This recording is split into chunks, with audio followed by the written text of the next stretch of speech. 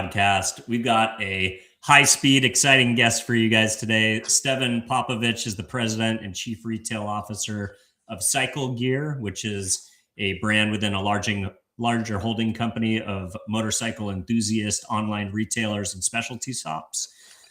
He's a prominent retail and corporate leader in the powersports industry, and they are America's largest retailer of motorcycle aftermarket parts, apparel, and accessories, operating nearly 180 stores across the United States.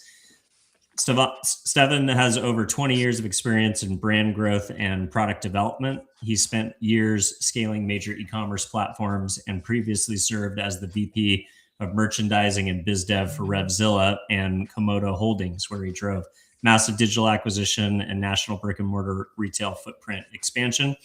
In his leadership roles, Popovich focuses heavily on merging community building with rider security. He notably spearheaded major multi-year public safety campaigns such as Airbag Save, aimed at educating the motorcycle community on the life-saving benefits of wearable airbag tech. Thanks for coming on, man. Appreciate you spending a little bit of time with us in the audience today. Yeah, thank you so much for the introduction. I appreciate that. It makes me sound better than I am. Let's go. Well, I'd love to maybe just get a little bit of a background and contextualize that bio. So, where'd you grow up? What'd you study?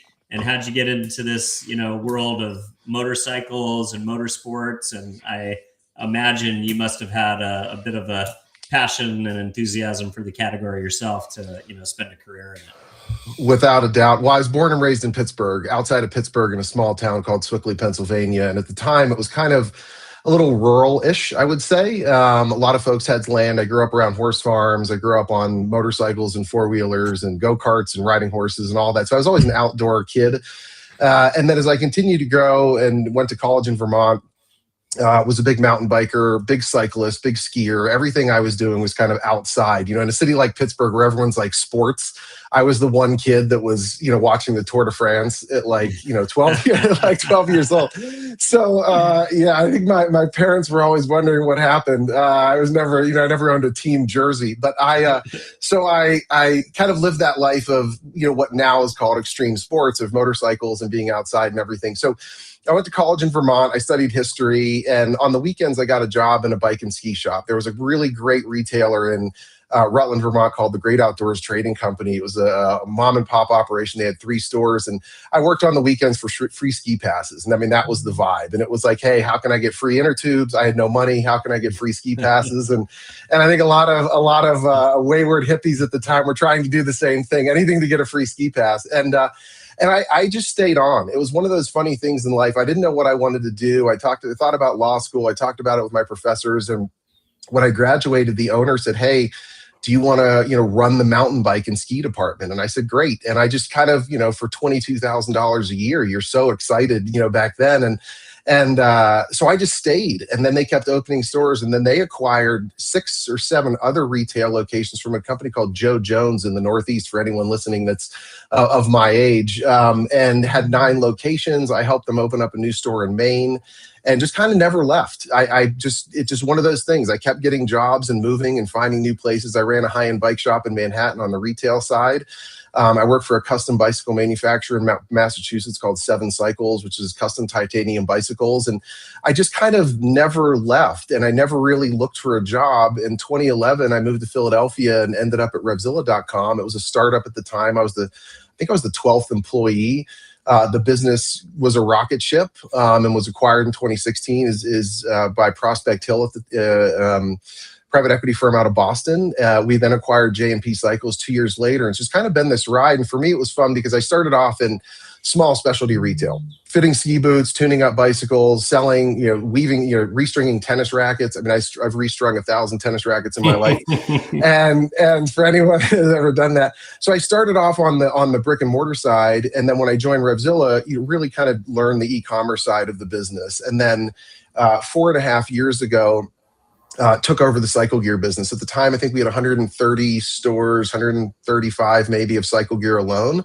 And then we really accelerated at that point and just really kind of doubled down on that business. And so it's been a really fun journey for me, having started as a kid on, bike shop, ski shop on the weekends, and then ended up building this career. And I don't think it's too dissimilar from a lot of folks in specialty retail. You're passionate about the environment, you're passionate about the sports. I still ski. I live in Colorado, so I'm a big skier, still mountain bike and gravel bike and ride motorcycles. But it's been a really interesting journey for me to kind of never really just leave. I think that happens to a lot of folks in a lot of these specialty retail markets. Yeah, that's awesome, man. So what do you think that has done for you, as an executive, somebody who's really come up, from the ground floor, so to speak? I think that probably is maybe unique. I don't know. Maybe you can tell me. But, I imagine having spent time kind of in the front lines, if you will, as somebody who's interfacing with customers, in something especially with the speciality of cycles and outdoor enthusiasts. Like, really, customers are coming to you not just to buy a product, but in many times to fix something, Sure. to offer advice on when is it time to upgrade and why. But a lot of times the brand really is the people. So how do you think that upbringing from kind of the ground up informed your perspective as an executive?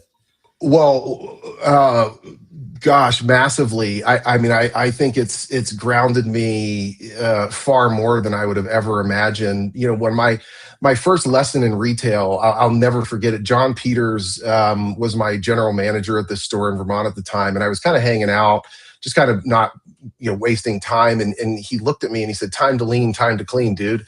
And I was like, "What does that mean, man?" And he's like, "Well, just because there's no customers doesn't mean there's anything to do." And it was kind of my first reality check at 19, 20 years old. And I thought I was just there to sell. And then I learned I was there to actually fulfill the entire experience. Make sure the bathroom was clean, make sure the store was clean, make sure the product was faced right, make sure you dust. There was always a can of Pledge around. So, and also at this point in my career, when I do go to a store, and I visit our stores frequently, as you would imagine, I definitely have the relatability, and I think that makes a big difference for the team. I know what it's like to work in a busy bike shop in Manhattan on a Saturday in the summertime. It is crazy. And you could go from anything to a $200 kids bike to a $15,000 road bike for a celebrity. And it's really kind of helped me specifically around understanding the needs of what we're trying to do to make the experience for the employees as seamless as possible. Receiving products, putting stickers on products, all the nuances of retailer that anyone that's listening that works in retail knows is that's the stuff that's really difficult, and trying to understand that. And also that it's a lot, being in front of customers every day, having the technical knowledge of all the product that you sell and making sure that you can provide the customer service. So for me, I think it's informed the majority of my perspective of where I am now, because I look through that lens of remembering what it's like to try and run in the back and sneak a bite of a bagel because the store is so busy. You don't have time, and I'm very grateful for that. I think it's easy to lose touch with that perspective. I mean, for all retailers and executives on the retail side, being in the stores is part of the deal. So having a connection, I'm in weekly, bi-weekly calls with each of our districts, with all the store managers. I know all of our store managers, most of them by name, and have a good relationship with them. All of the district managers I meet weekly and bi-weekly in larger group settings. So I think that contact, and then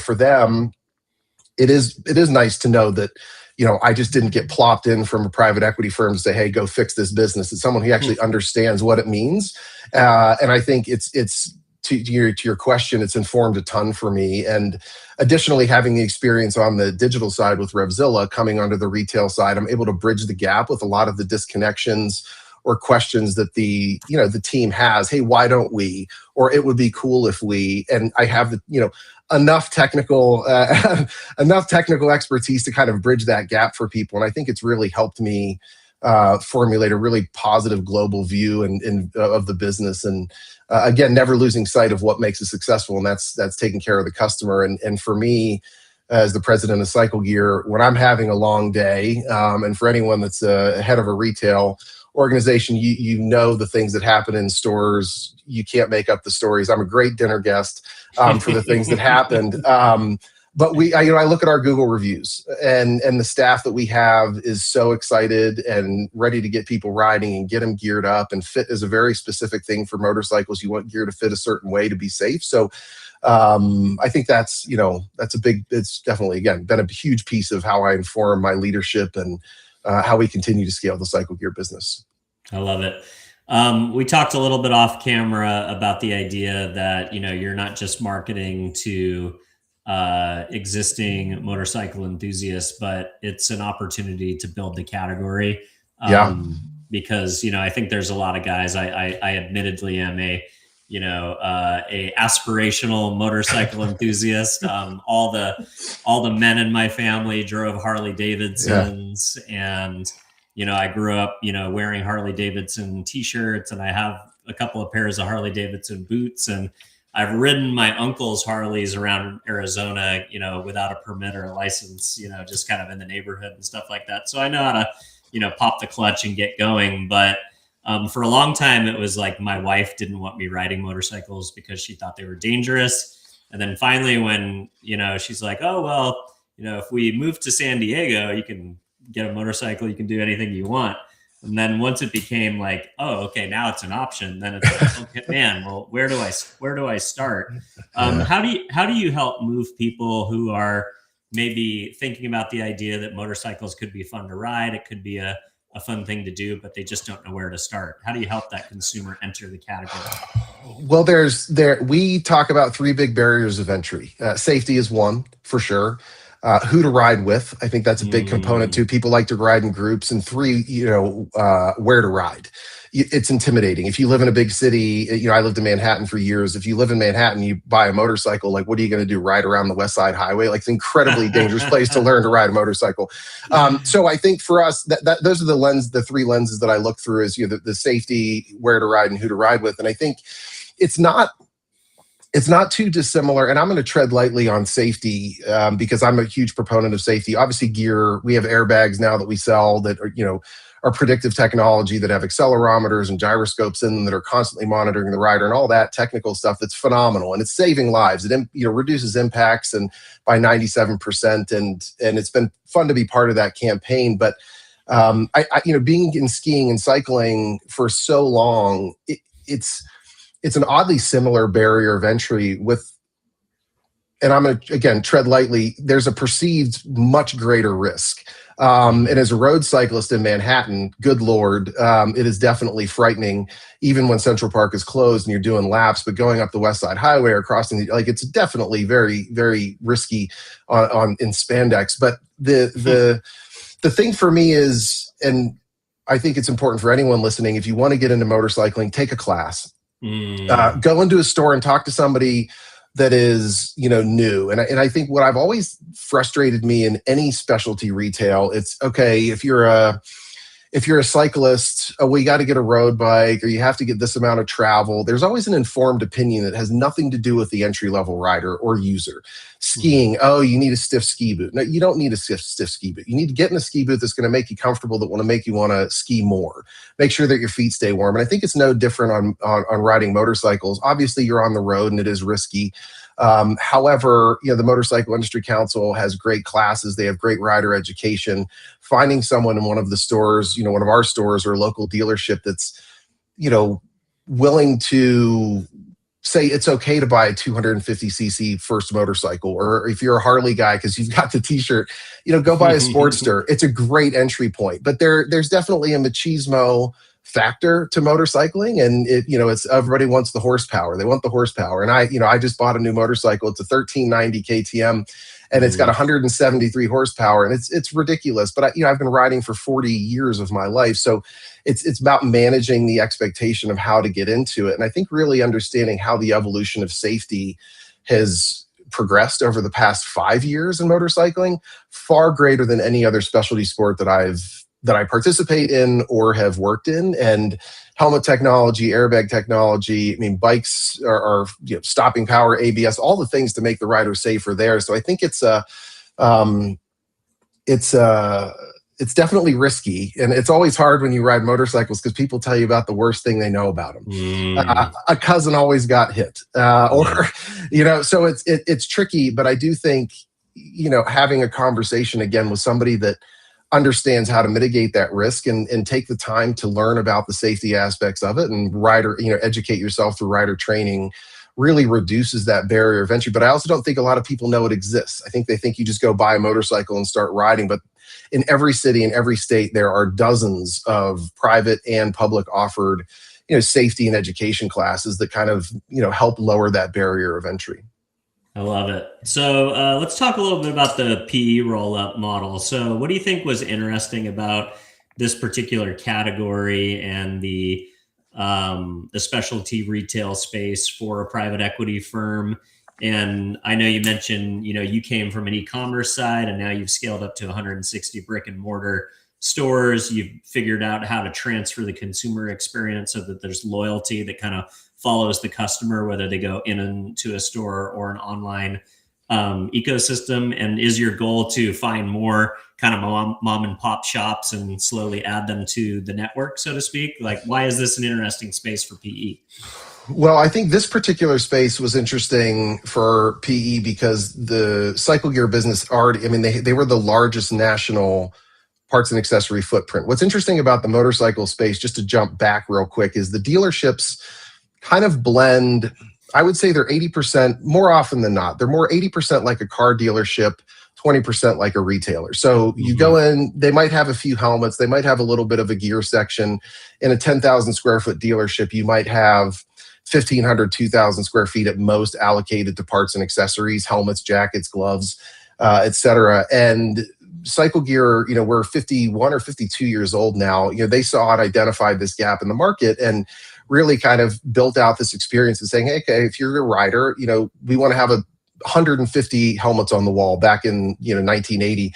Now we have stores with 1,000 or 1,500 helmets on the wall. So we kind of filled this gap that was really interesting. It's not too dissimilar to a lot of bicycle shops. And you go in, they're mostly bicycles, not a lot of gear. Some of them do a lot better with that. So I think for the firm that Prospect Hill that owned cycle gear at the time, it was purely a retailer. They had a very small website that did nominal amount of volume. But on the Revzilla side, we were the largest pure play digital platform in the same space, because I think specialty retail is often overlooked with a lot of companies and a lot of probably PE firms too, to some degree, because it is niche. However, the adoption and of consumers, when you present them an authentic business model and you're transparent and trying to educate them and you're enthusiast yourself. I mean, I'm a lifetime rider. Our CEO, Zach Parham, his father founded J&P Cycles and he's been riding since he was 6. Our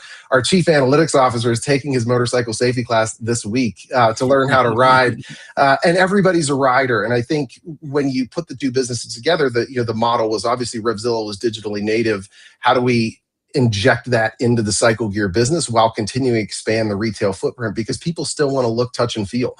I mean, if you're a skier or you're a cyclist or whatever, touching and feeling the product and fit is such a huge component to it. So you don't want a jacket too loose because it'll slide up in an accident. So making sure the jacket fits, the helmet fits correctly. And people, it's cool, man. I mean, there's nothing cooler than a fancy graphic motorcycle helmet. I'm sorry. Like when you see them on a racetrack or on the wall or someone rides by, it's like, oh my God, like that is just, it's cool. And for us, being able to model those two, or mold those two businesses together and leverage that. And then as we continue to develop and evolved, how we built a new loyalty program that crossed all platforms of the business, both the digital and the retail side, offering kind of this combined loyalty, but then also using them as kind of a feeder for each other to an extent. Revzilla was huge in content. We have a huge content following on YouTube. We have, what I like to, I joke with the team, but they're kind of, YouTube's, influencer celebrities, and they have a huge following, but they help guide the conversation in an authentic way. And with that, Revzilla kind of almost acts like a little bit of a top of funnel for us. So it's content, it's new product, it's premium, it's European brands that you can't get anywhere else. But hey, if you're within 25 miles, if a digital online customer is within 25 miles of a cycle gear store, we can say, hey, go get your Bluetooth helmet installed, your Bluetooth installed on your helmet there. If you have tires, you can go get your tires changed there and give them that, okay, you can give the aspirational online content, premium products, but then you can support them with the store. And what we found too is by renovating and redesigning all of our stores to a more premium footprint and, look and feel, we're able to, bring a higher quality product into the stores because they're saying, hey, I don't want this $200 or $100 helmet now. I want this $800 helmet or this $1,000 helmet. So you kind of blend the store, blend the experience together. So I think from a PE standpoint, these niches are really interesting because there's a lot of them. Shoot, scuba diving is some random that just popped into my head, but I think the consumer is so passionate and they love to, I can't stop at a gas station without people talking about my motorcycle or wanting to talk about motorcycles and I think for the loyalty around and the insulation around, economic downturns, like this is part of people's lives, riding a motorcycle. This is like core identity stuff, man. And I have no association with, Poncho Outdoors, these shirts that I really like. I really like the shirts, but like, I don't have an affinity for, shirts. It's not part of your identity. I don't identify as the guy that wears, Pearl Snap shirts, but I tell people that I ride motorcycles and I'm a cyclist. And so I think anything like that, people are so empowered and impassioned that it just creates such a stickiness for a business when they can then reflect that authenticity back. Do you think that's why, specialty retail from an e-commerce perspective is still pretty competitive? I guess theoretically you could go to, a big online commerce conglomerate and look for a product and see if you could find it. But is part of the value of kind of that e-tail experience kind of curation and deeper product 100%. knowledge? And like you mentioned, being able to click through to videos and follow kind of the lifestyle, social media clips and stuff for inspiration or product demonstrations. Is that why online e-tail and specialty retail is still so strong? I believe so. And I was thinking, I was trying to think of a relatable topic. I don't surf. I'm not a surfer. I wish I was. I've always enjoyed it. Okay, it's rad. So I subscribe to the Surfer's Journal. Yeah. I was visiting a friend's house in Mexico and was like, what is this magazine? So I ordered it and I got a subscription. It's a phenomenal magazine, great articles, phenomenal photography, great stories. And, I think there's always going to be the guy in Encinitas that makes a longboard better than anybody because he grew up riding. I'm trying to think of a relatable topic for people, but there's always going to be that person that does one thing better. And I think when you get into specialty retail, I ride adventure bikes mostly. So for me, I want to find content. I want to find an experience that relates to what I do because within surfing, there's 50 different subsets of types of surfing. In motorcycling, there's 50 different subsets of types of motorcycling. There's track guys, there's sport bike guys, there's Harley guys, there's, whatever it may be. There's a huge female segment of ridership that follows the same trend from Harley to adventure to off-road to motocross. And I think for specialty e-tail and even retailers, you can carve out that niche because, if you're building long boards that are super lightweight, that are targeted to a certain demographic of surfer that needs that thing, it might just be in Southern California, but there also might be a similar wave in, another part of the world that relates to, and people want that thing. And it's really interesting that, our consumer is so hyper specific about their needs. And I think I think there's so much opportunity within a variety of industries. Peak Designs is a bag manufacturer. I think they're out of San Francisco, and they've focused on photography bags, and they've run a phenomenal business, and they've expanded, but they do that one thing really freaking well, man. And it shows because there's authenticity, there's passion, they're led by photographers and designers. And I think all across specialty retail, there are opportunities that they might not seem like the big 50, 100, 200, $300 million, but there's a lot of 10, 15, $20 million businesses out there that are doing a phenomenal job supporting a super hyper-targeted customer experience. I love it. So you also talked about the idea of community building, the idea that people don't really love to ride motorcycles alone. It's kind of a thing that you do with a group of people. Yeah. A big trend that we're seeing is that the retail location doesn't just serve as a place to come and like buy products or get things fixed, but it also kind of serves as like a community center, if you would, like a For place sure. where, people congregate, they get together to do activities in a group, whether it's going on a run or, riding bikes, etc. So how do you guys leverage your 160 locations as kind of a community center for your customers to come together, meet each other, form relationships, and then go out and enjoy the sport they love? It's such a massive part of our business. It's so every second Tuesday of every month through the majority of 8 months of the year for the majority of the country. Now in the warmer climates, we'll run them all year, where there's obviously not winter. But we do a bike night. We have over 350,000 people throughout the year come to these bike nights. We have frankly, a modest budget that we give each store and say, hey, here's some money to buy pizza, get vendor, see if you want to partner with your pizza shop next door to you.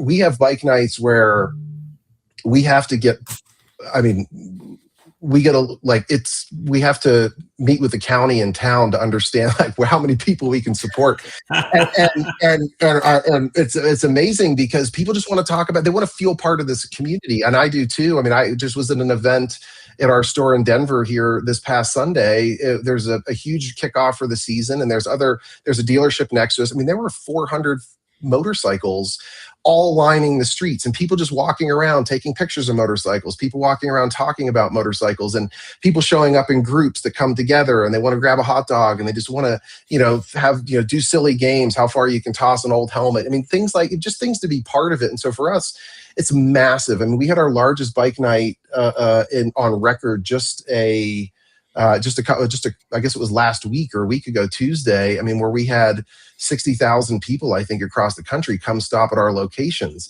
And, we have giveaways. We do things that, some stores that are larger. I mean, we have some stores that are 20,000 square feet. So they might have a little more budget allocated to them but they'll partner with vendors and have people come and offer suspension tuning and helmet fitting and bike washing and anything you could think of under the sun. We get a lot of food trucks, and it becomes like a car cruise. The car community has done such a phenomenal job of this. Where in Evergreen, Colorado, down the road from me at a random gas station in the summer, I mean, there's a massive car and coffee every Saturday.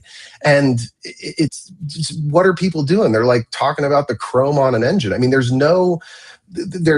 they become friends. They build cars together, and it's no different on the motorcycle side. They want to learn and talk about motorcycles, find people to ride with. So for us, the community aspect is massive because they know we're riders too, and our staff are riders. So it's phenomenal to be able to leverage that. And I think what we also did too, as it relates to community and the global view of our business, is we acquired a company called Rever. It's Rever.co in 2020. And it's kind of like Strava for motorcycles. So the idea behind the acquisition was, okay, we don't have a digital social community kind of hub for our customers, and nor do we have navigation. And with Rever, what we're able to do is have community. You can have friends, very Facebooky, to Facebook light, super light. Obviously, it's very niche, but we don't have a marketplace. But it allows consumers to find a ride too. So as I said at the beginning, safety, who to ride and where to ride. The bike nights really fulfill a lot of that, like who to ride with. It creates this place for people to go and meet new people. But then on the Rever side, like Strava, you can find new routes. You can find off-road routes. You can find, street routes. You can find backcountry routes, curvy roads, highways, all the things to kind of paint that picture. So for us, being able to dovetail that ability to find where to ride, along with these meetups for people to make friends in our stores, is a huge part. I think a huge part of our recent success, especially because we've really doubled down on giving the stores the opportunity to get creative and free. And it's been phenomenal to see. I mean, sometimes I think we're going to get shut down because there's so many motorcycles, and these young kids that are so digitally native are flying drones and putting all these cool edits together and posting them, and come check out Bike Night. And yeah, I think for any specialty retailer, if you can invest and figure out a structure to support it, it's paid dividends for sure.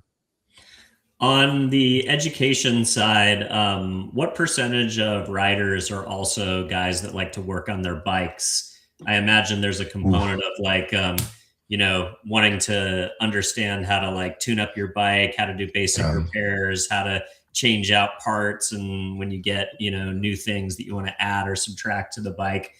Is there an educational component where, you can teach people how to maintain their own bikes? And is that something that you guys do as well?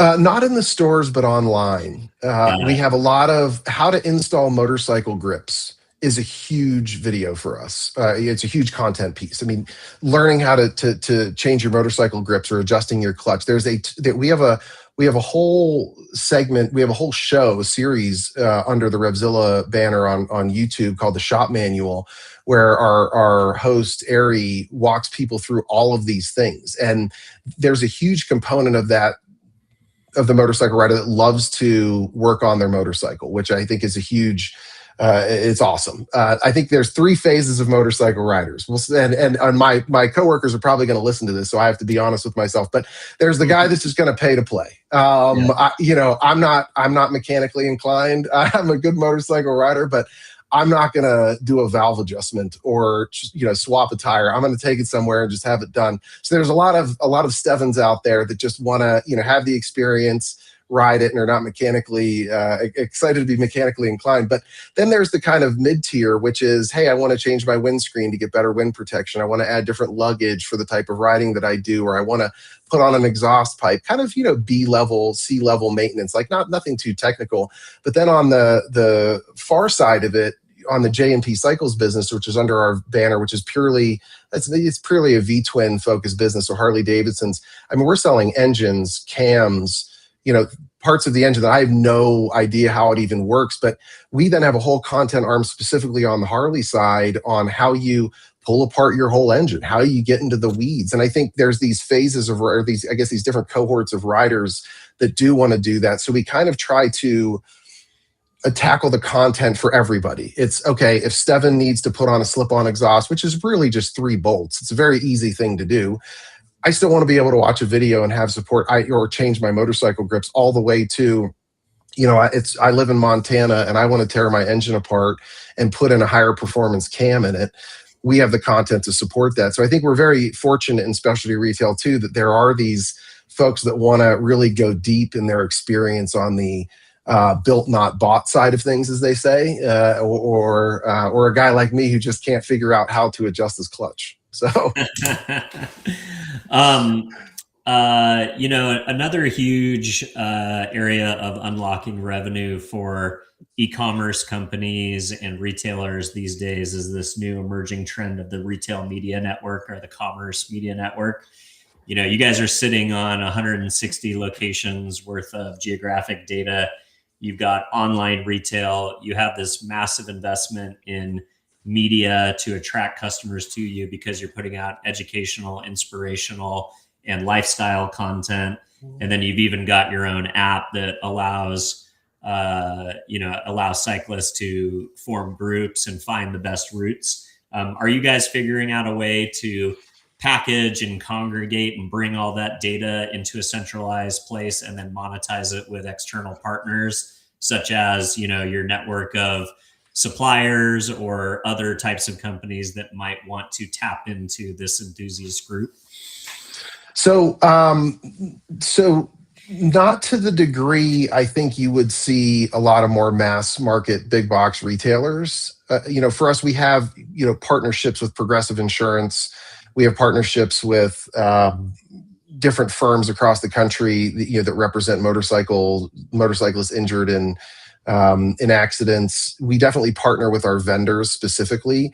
I think as we continue to evolve and integrate the businesses to this more, and I'm not really a big fan of omni-channel, the word omni-channel. I think it's tricky because for us, Cycle Gear is its own business. It has a very robust .com associated with it, and we have all the omni-channel experience of reserving online and buying in the store, and loyalty across the businesses, and then obviously all the data from the riders that are riding.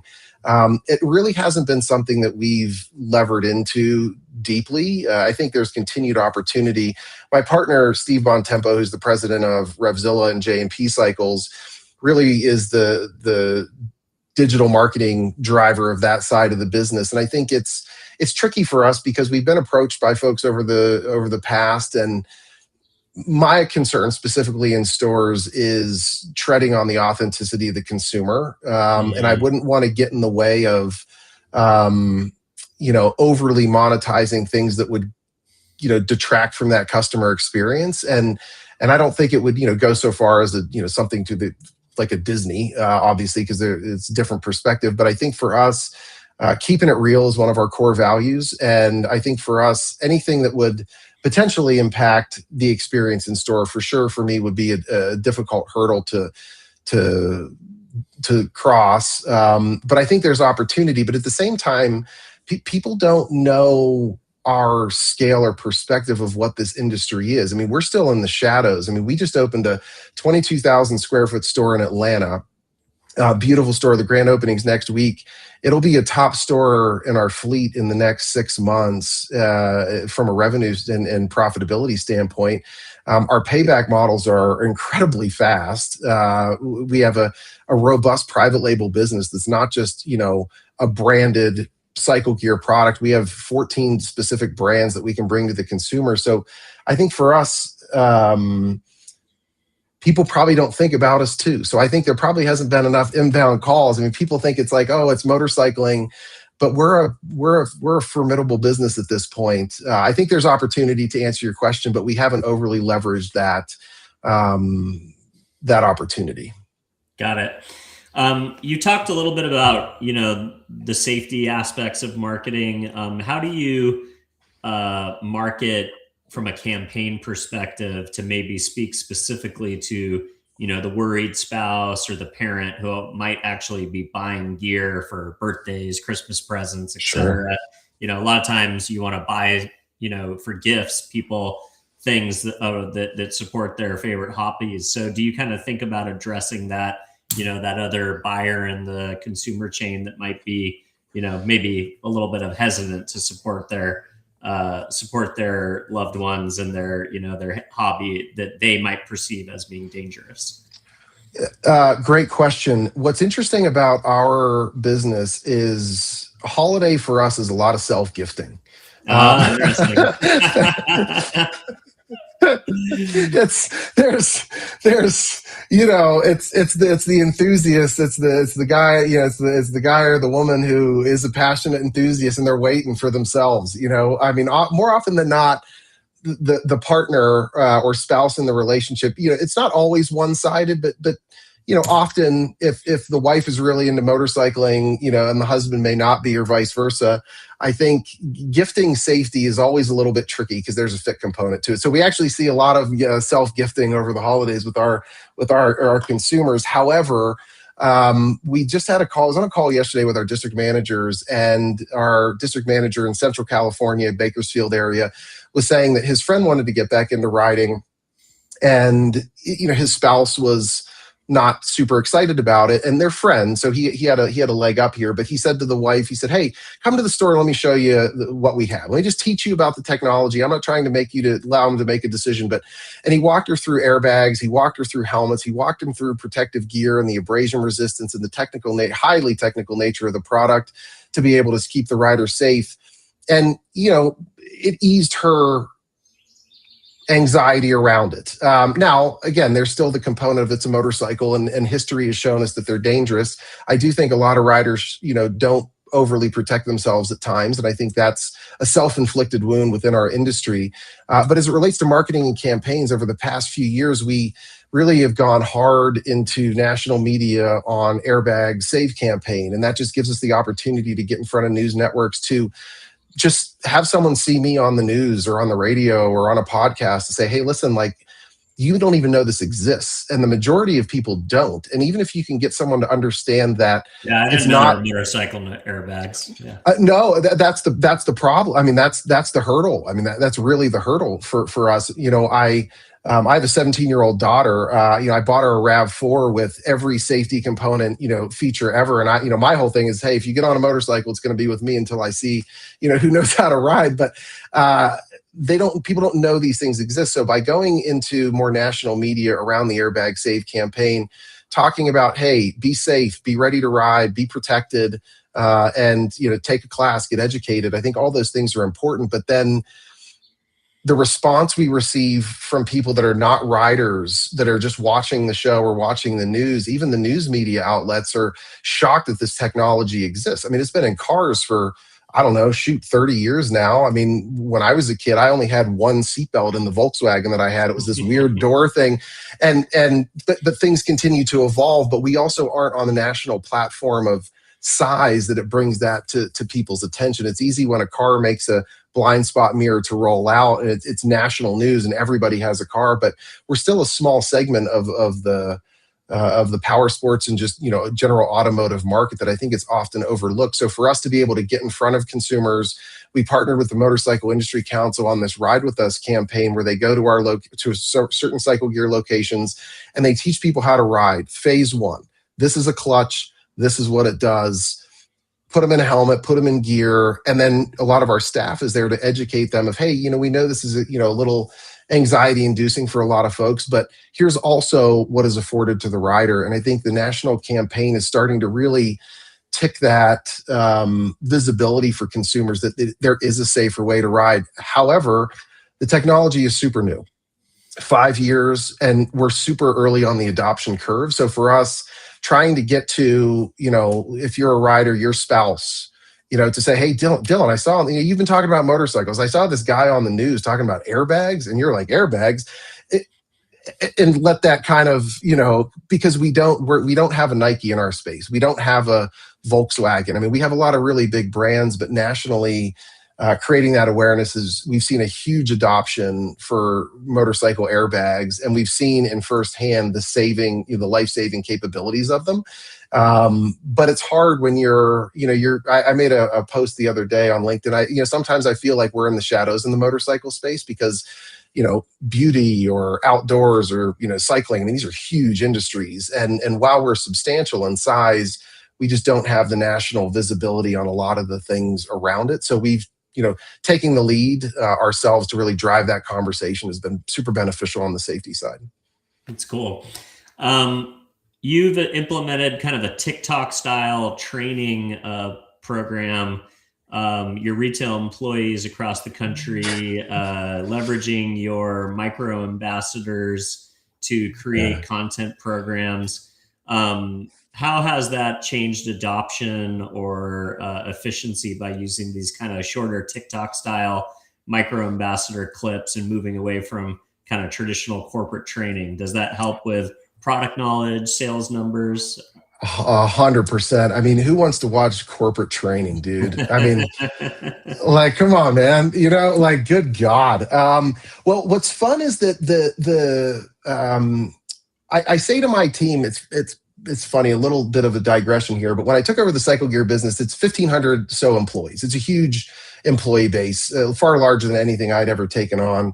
And I didn't really know when I stepped into the role, how to create a level of unity and engagement across the businesses, because they're so disparate. I mean, they're all across the country. We have 14 districts and district managers and, all these store managers. And I said, if you want to go fast, go alone, go far together. And it's an age-old saying. But what I found is that by empowering the teams and challenging them to work together and inspiring them to work together, we've seen people get really excited about it on a store manager call where there might be 14 store managers. Hey, you know what worked for me? If you do this or you do that, it's way easier. It's like, hey, do you wax skis a certain way? A trick to wax skis faster, a trick to wax skis even better, or a surfboard, whatever it may be in the store. I'm trying to be a little more global in my metaphors here for the listeners. But, for our staff, it was like, hey, why don't you just take a quick video of this? And we saw the staff, the employees were doing it themselves because they were having fun with it. And it said, hey, this is how you put on a Bluetooth unit, or this is how you change a visor. And here's a quick trick or tip to mount and balance a tire. And then the learning and development department said, hey, let's lean into this. And we really kind of drove and gave them a little more structure around it. and then figured out how to push it out to the team. So then, one, it's cool for the employee because they get to see that they've affected a national retailer on a, strategic level by creating some of this content that's shared across all the employees. And then they all get excited to thumbs up each other and high five each other and get excited. And then they want to create content because they might find that, a certain jacket works better a certain way than another. And so for us, it definitely helps with sales. It helps with efficiency. It helps with understanding. It helps with product training. And I think it gives the employees a level of empowerment. I mean, I think you see it a lot in the beauty industry where you'll have folks showing, hey, I learned a new way to use an eyeliner, or, I'm not totally fluent in makeup, so I'll stop there. But, being able to, the people that are taking it further are the people that are using it. And that's where I think we've seen the influencer, component of marketing grow so much. But for us, all of our employees, 99% of them are riders. So we've got this base of people, and to be able to funnel that and target it into an internal training and training modules that's self-fulfilled and self-supported is just freaking awesome. And it's way more fun than, some sort of 8-page PDF that an employee has to click through to complete their Bluetooth installation, training module. So yeah, and I imagine that content shouldn't or doesn't need to look much different than being able to repurpose that for social channels for some of the things that you're talking about for, inspiration, education. Like it could almost be used in this. It could be consumer facing and internal facing content. It can. And a lot of things that it's funny, a lot of things you find from stores, and back to the beginning of the conversation about how my, trajectory to get to the point where I'm at, there's so many things that happen in stores that we've adopted across an entire fleet.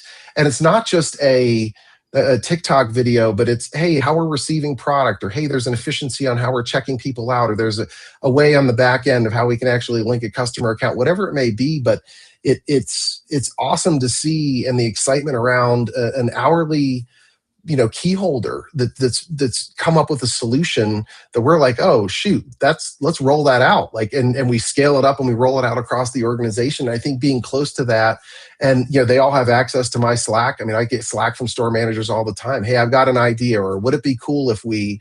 So I think there's a huge there's still a huge opportunity on how we unlock that, especially as we put it out to public, because you would imagine at this scale, you have to put controls around things, because they're 24-year-old boys on motorcycles sometimes, and you're like, well, let's put together an approval path. But it's definitely again, the enthusiast piece all supports all of this, and the passion around our riders.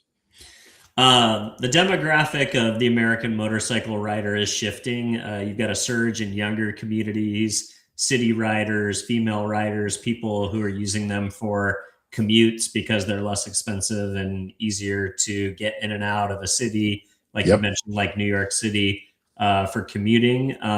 How is Cycle Gear adjusting, the layout, the inventory, the style to kind of accommodate this new wave of enthusiasts that don't maybe fit the traditional, biker demographic, I suppose?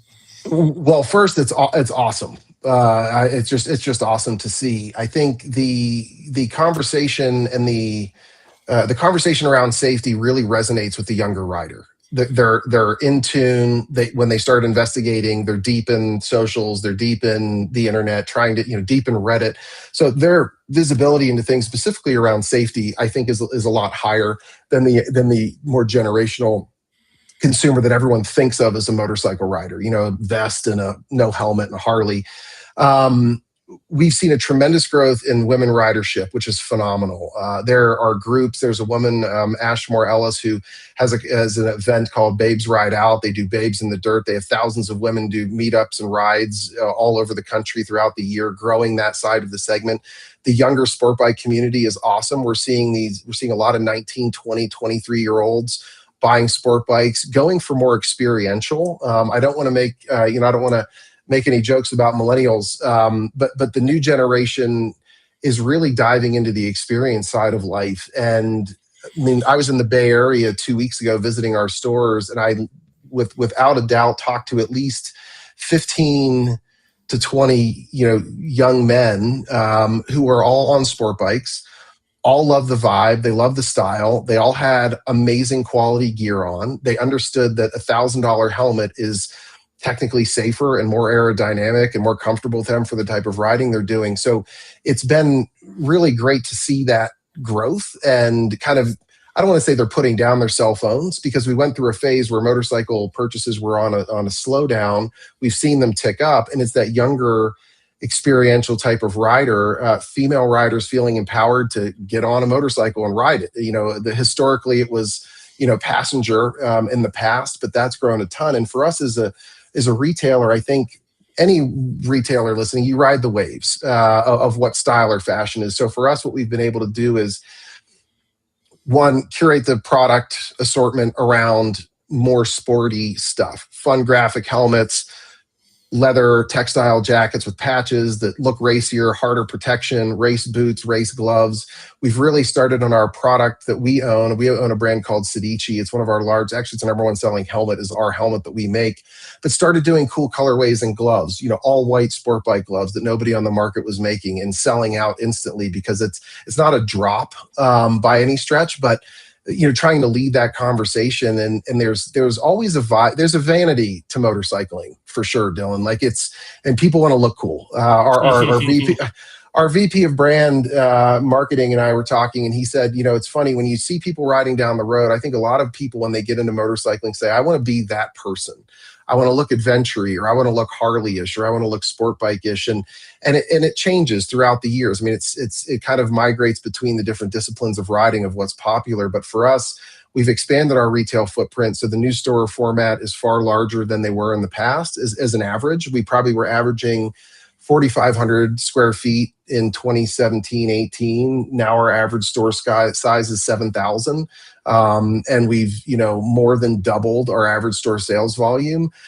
But that younger consumer is savvy, and they want to be protected. And we've seen a huge growth in the more premium priced products that's kind of took us by surprise. So we just had to pivot, and, instead of selling $150 helmets to kids 10 years ago that were into sport bikes, we're selling $1,000 Alpine Stars race helmets. And it's just really our ability to continue to follow where the customer is taking us. That's awesome.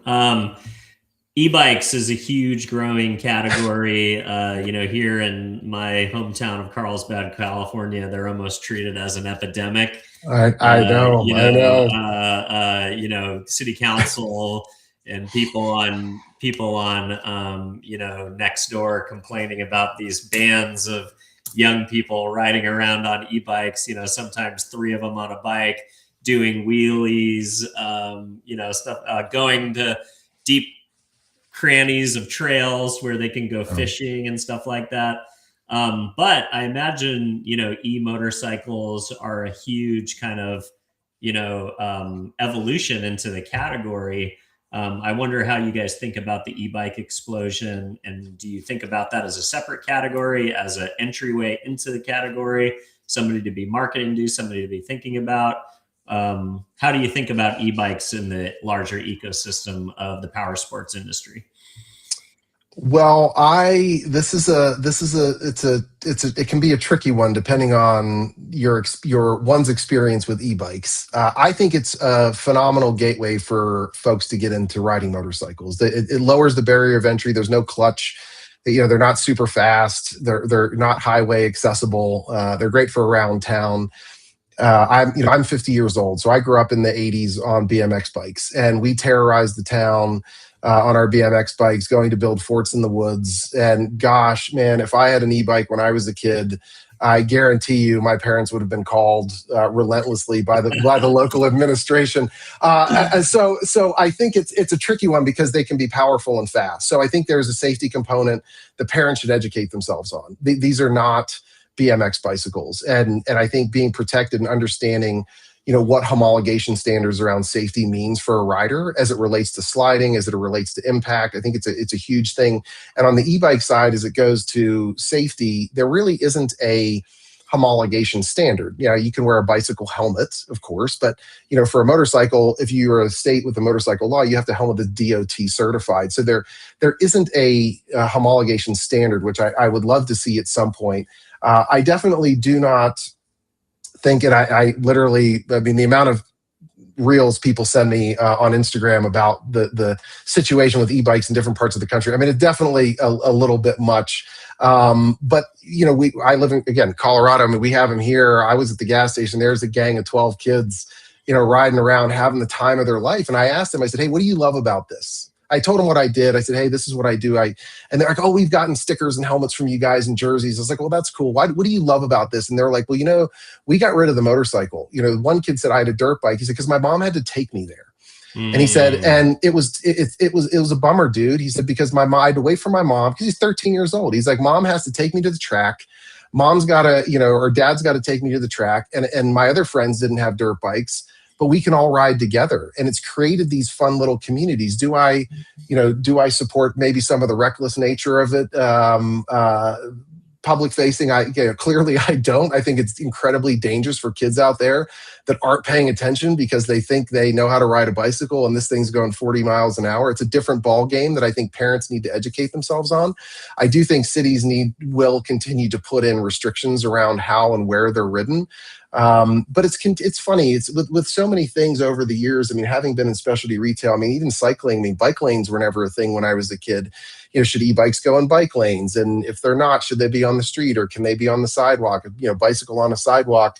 I do think there should be more restrictions around safety with them. I do think parents should really educate themselves on what the capabilities of these are, because kids are going in and unlocking the power to these digitally. I mean, they know, they might order they're hacking them, man. It's crazy. And I'm trying to, it's bananas.